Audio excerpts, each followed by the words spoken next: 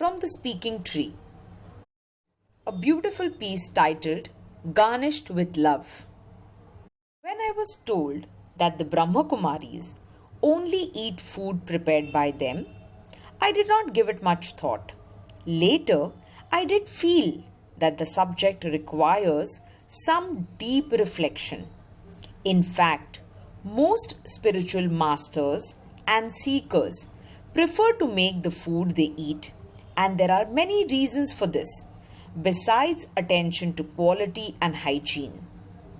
What is the state of your mind when you are performing the act of cooking? Is it calm and happy, or is it irritated and angry?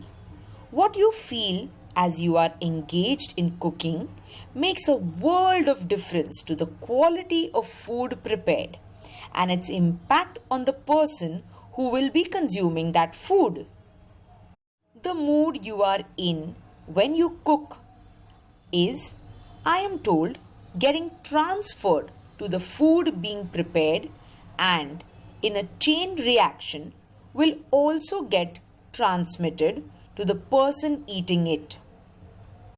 All my adult life, I have never had another person cook for me. So when I fell ill and had to hire a cook for a short while, I wasn't happy. It's just for a few weeks, I would tell myself. Not that she was a bad cook. It's just that a special ingredient was missing. The loving involvement in the entire process and the intention behind it. This may sound zany, but it really is true. Love is indeed a vital ingredient that makes a huge difference in the way your dishes turn out, and a good mood too. Never cook when angry, for this negative force will get transmitted to the one eating the food, besides rendering the food not so tasty.